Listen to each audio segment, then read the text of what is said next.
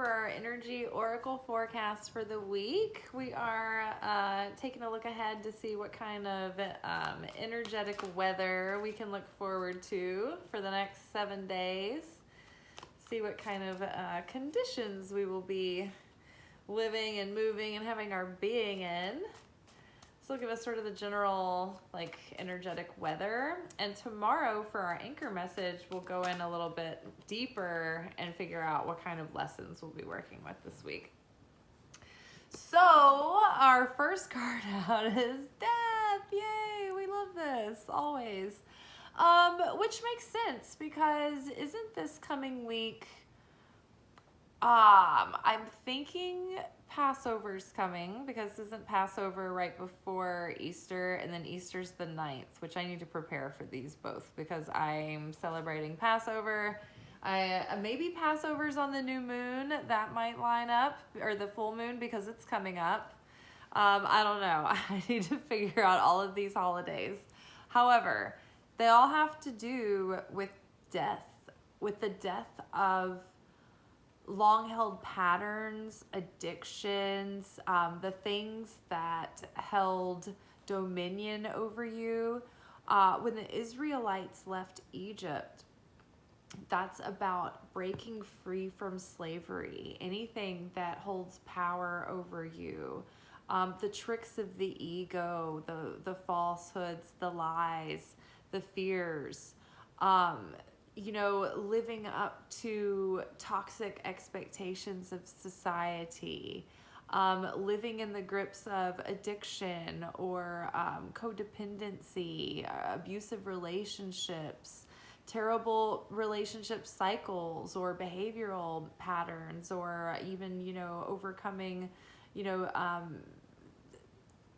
I don't want to say mental illness because that might take long-term, care and maybe medication, who knows what the situation is, but definitely mindset issues, let's call it that. Mindset issues, maybe things that have plagued you, anxiety for instance, fears, insecurities, overcoming that mental dis-ease, right? We're dying to those things. The sacrifice on the cross, the way that we model Christ in our transcendence and in our ascension into Christ consciousness, is that we put our own ego on the cross. We put our own small mindset, our own human will that we're trying to force, our expectations, our illusions of control, the way that we get in our own way, our regrets, our prejudices, our judgments, we put those on the cross to be sacrificed and broken open. And then that energy is transmuted and shifted and redirected into compassion, unity, forgiveness, inner peace, self-control. But it's turned into virtue, and it's turned into light, and it's turned into unconditional love and fulfillment. But yeah, so this is a week to really think about death and what that means, what sacrifice really means, and how really understanding that when we see that all of the physical world, the 3D that we're so attached to, is really only 1% of reality, and the non-physical, that's the part that's the 99% of reality, that's actually running the show. That's more real than what we see in front of us. It's truer than what we see in front of us. It's more eternal. And so when we see that, we're like, oh, the flesh suit, when we take this fleshy clothing off, the garment, we are still alive. We're still conscious. We're still ourself. We're still our being.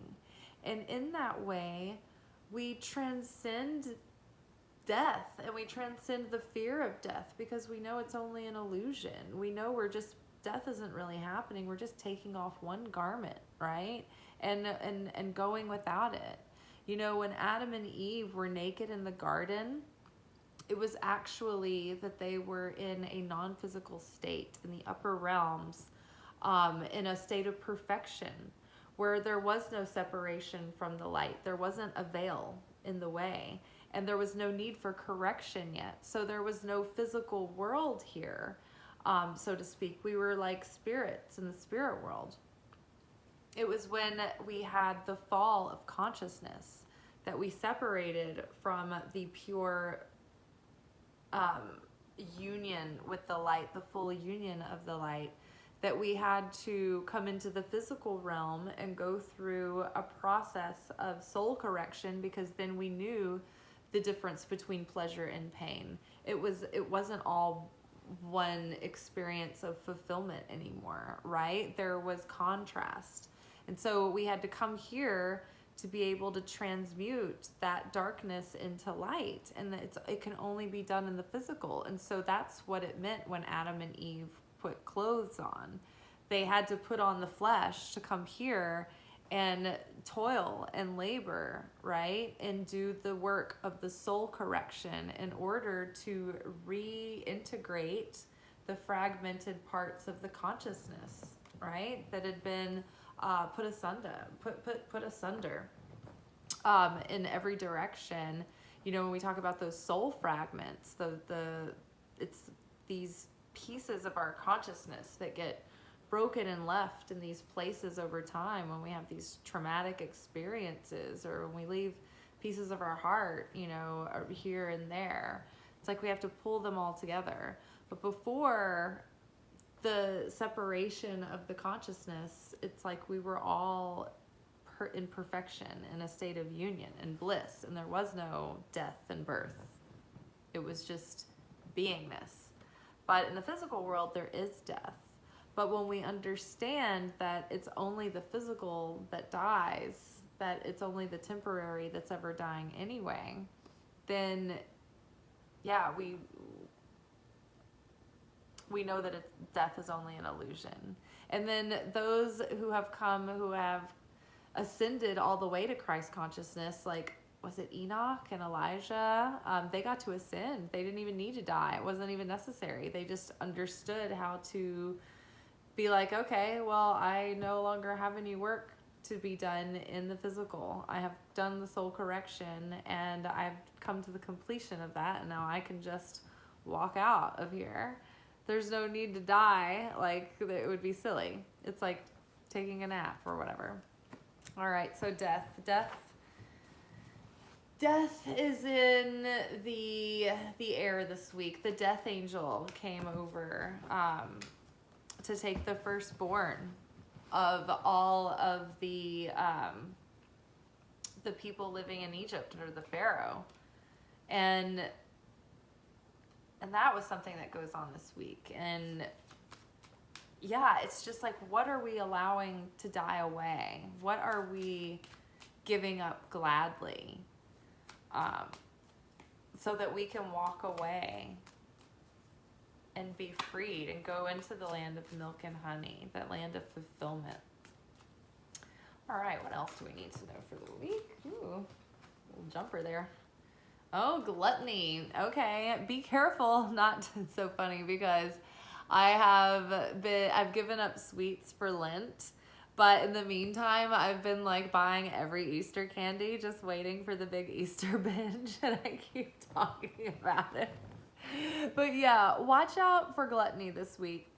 Watch out for like overindulging in any area, whether it be staying up too late, or sleeping in too much, or watching too many videos, or watching too much TV instead of like focusing and putting your attention into things that actually help you feel rebuilt and renourished.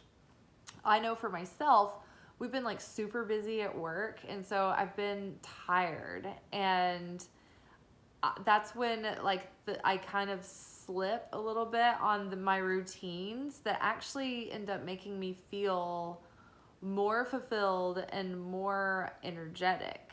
And it's just sort of that I haven't had enough time, because I haven't had as many days off as I usually do.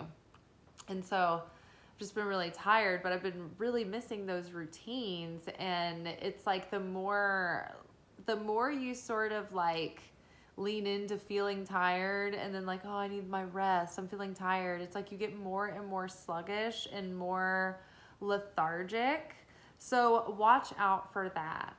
Watch out for gluttonous thinking, just overthinking things, over imagining instead of taking action. Try not to be overindulgent in any area, whether it be overdoing something that you're treating yourself with, overspending, don't over-exercise, like don't over-health. Just don't overdo it in any area. Moderation is what is key. Because whether or not you're overdoing a negative habit or you're overdoing self-discipline, you're still being controlled by something. Something still has its grip over you, and you're not just able to let go and relax. So just try to let your hair down, but don't overdo it. Don't overdo it for good. Don't be overly stern with yourself either. Okay. What else do we need to know? And two, this could also be finally overcoming a pattern of something that you kind of overdo or you're gluttonous about, that you've always been kind of like that. Maybe it's like you're finally able to like overcome that as a pattern in general right now this week too. Just relating it to the death card next door. And also gluttony is deadly. All right, what else do we need to know for this week? What do we need to know? Okay, all right, we got Psyche. I feel like whenever I see this card, I feel like things are aligning heart, soul, mind, and spirit, especially within the psyche. It's like we're tuned in, tapped in, turned on, as Abraham Hicks likes to put it. But I feel like when I have my mindset right and my heart feels good and my consciousness is in the right, a healthy place and a sense of presence, and I feel like I'm being spiritually nourished, like I'm, really on top of my spiritual studies and my prayers and devotions and things like that. I just feel like all the routines come into alignment, and I feel really, really good. And I feel like I am in like union with my higher self. I'm in cooperation with myself. I'm not having like all that inner conflicting desire and like inner conflicting like mindsets, and like my subconscious is getting in my way and blocking me. It's like it feels like everything is like in ease and in flow when this is happening. I also think that too, sometimes this card can signal that there's someone that is like you just see eye to eye with, right? And you're just really aligned on a lot of things. And it's, I don't know, maybe you're just like connecting with someone that feels like a kindred spirit, or someone that you have things in common with, that you have, I don't know, maybe you're just like meeting someone new that like you have a lot of things that are alike about you, and you're getting into that. Because love also came out. And victory. So yay, great news. It started a bit bleak. It's warning us too also about, so maybe the end of the pattern too is of, when meeting someone who you feel is kind of like a kindred or whatever, maybe the temptation is to rush forward, right? And want to hang out a lot, and you kind of let your own routine slip or whatever. And that that's something we should just be wary of. It's like, make sure that you're staying on top of your own stuff, that you're prioritizing yourself too, and that you are, not like letting all of your own projects and ideas slide because you're getting caught up in like, the moment or whatever. Don't overindulge. Pace it, slow, take it slowly, take it slow and steady wins the race. And like, it's, get a balance with that. Let's see. And I just think that overall, if we focus on, definitely don't let ourselves don't let our energy get dissipated in gluttony and overindulging or like partying or like, spending like too much time binge watching something instead of like working on a project that we want to be doing. Really stay focused this week, and don't let that tendency to sort of get caught up and distracted like hold you back from being victorious and like staying in alignment with your plans and doing what your heart and soul and mind really want to do. Put an end to that pattern of that gluttonous sense of like, oh, I'm tired, oh, I want to get distracted, oh, I want to do this, so I'd rather do that, right now. Don't feed your weakness and your gluttony. Instead, focus on what you love, what lights you up. Double down or like stick with your healthy routines that make you feel nourished on a heart, soul, and spiritual level and a physical level. Take good care of yourself, eat healthy, good foods, have a good sleep routine, get some good body movement, drink plenty of water. I need to drink some water. I have not drank enough water. And I think that as long as we continue to keep our mindset right, keep our heart set right, and keep our behaviors going in a positive direction of growth, I think we're going to be victorious.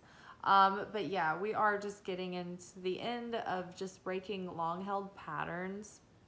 I think we had a huge kind of roaring boil of a culmination point of the end of last year, and I think we're all just sort of like, wow, that was quite a doozy. But yes, I think that it's like, just hang in there, keep your hearts in it, because nothing can happen without desire.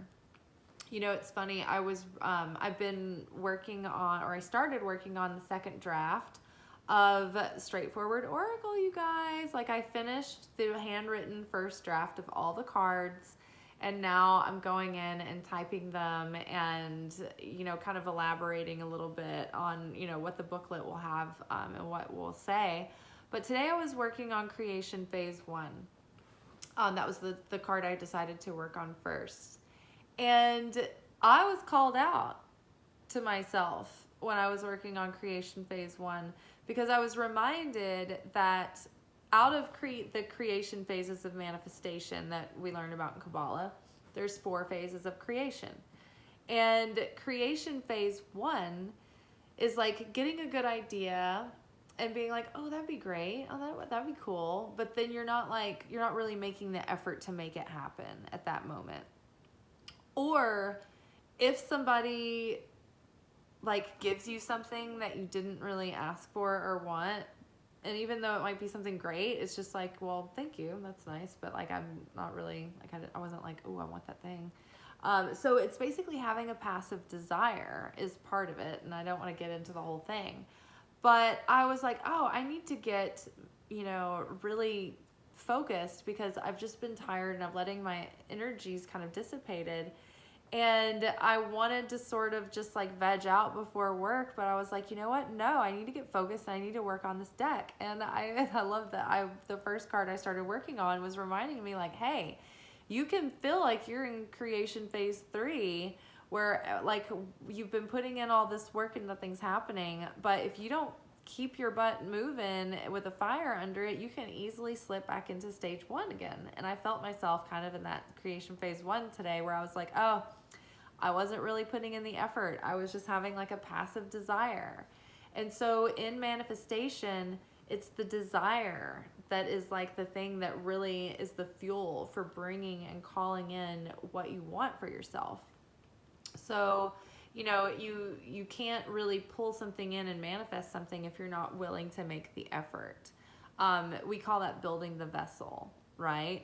For instance, if you inherit a company that you didn't build, and or you buy, like, say you buy a successful company and it was a mom and pop company built from the ground up, and you're like the kind of person that just goes in and buys like companies. I just like had someone that I know, it's like happened, this happened to them in a way recently. Not, they didn't buy a company, but like they were involved in like something like this on the other side of it, where somebody was like had bought their company. And it's like you buy this company that you didn't build, that your passion wasn't in, that you didn't have to build from the ground up, right? And go get all your clients and go build those relationships with people over time. And you build your relationships with your employees and your suppliers and all of those things. And so you have all the experience, you have all the know-how, you know how everything from the inside out. You know how to troubleshoot. You know how the foresight of what's gonna be needed coming up. You have all the investment, the emotional investment, the mental investment that you've put in all that time. That is building the vessel. You care. You have desire. You've built this from the ground up. So you care about the money that you've earned from that, right? And you care what happens to it. And so there's two examples I'm going to use in the situation. Okay. So say you've built this company from the ground up, and then you give your money to your like 15-year-old kid because it's their inheritance, or your 20-year-old kid, or your 25-year-old kid even.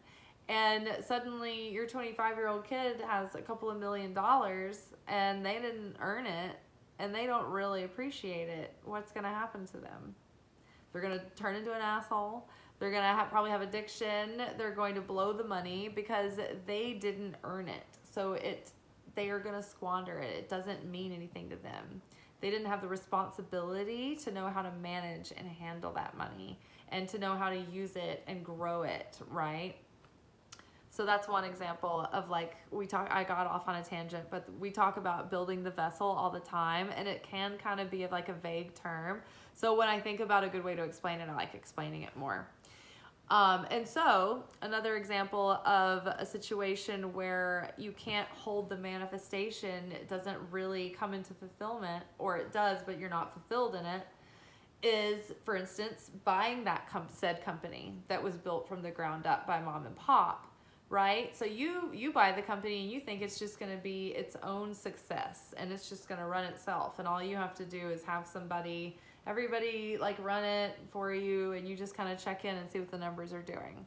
And all of a sudden you're like, whoa, this company has slipped. It's become a complete failure. Like, why isn't it successful? What made it successful before? Where were you getting all of these leads and clients? And it's like, oh, we were like the boots on the ground doing the work to make it successful. We were working in our business, and when we sold that business to you, it was something that you were going to have to take on and do, right? But you just thought it was going to be your cash cow. That's what it is to be like, okay, passive desire. I don't have a desire to make this business a success because my heart wasn't in it. I didn't build it. It wasn't my baby. See what I'm saying? So a passive desire. Yeah, it's like if you're not thirsty and people are like handing out bottles of water and you're just like, oh, okay, I guess I'll take one, but now I just have this like bottle of water I'm carrying around. It's like you have it and you're like, yeah, I can see the value in it, but I don't really want it, you know?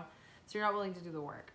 So I think that right now it's about taking a look at ourselves and seeing, okay, where are we having passive desire?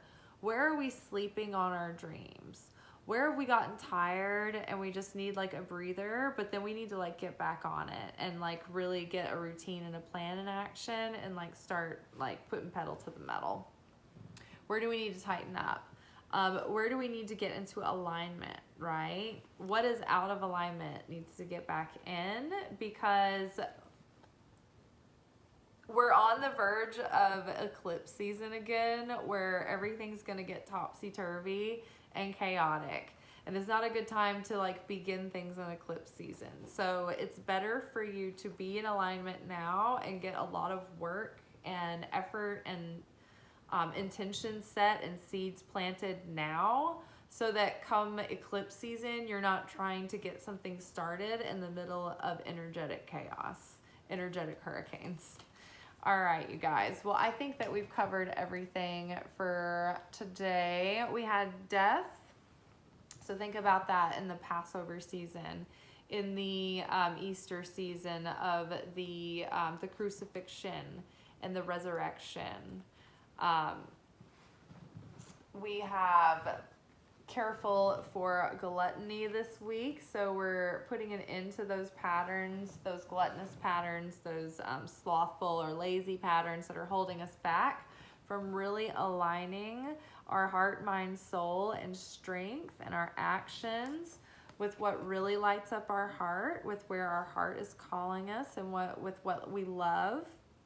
Even maybe blocking love and coming into our life with someone who, you know, we see eye to eye with, right? That we have like a similar outlook. And I think if we just stay really focused and try to stay in alignment, try to keep our hearts happy and, you know, excited and enthusiastic and optimistic, keep that active desire and keep making the effort, keep pushing and pushing and pushing so that you stay in that phase 3, so that you can have that manifestation fulfilled in phase 4. Victory is imminent. You got to keep your head in the game. In fact, there's 2 heads here. One's looking forward and one's looking behind. So make sure that you've got 360 vision right now and that you are staying focused and present. Okay? All right, y'all. Well, I will see you Monday evening to talk about our anchor message. And go follow me on Liz_Taylor_Magick on Instagram, and you will catch our anchor message there kind of midday. And yeah, like this video and subscribe to my channel and leave me a comment below. Let me know what's going on for you. Maybe what stood out in the video, or just some emojis to help get the messages out to other people. All right, thanks y'all. Ciao.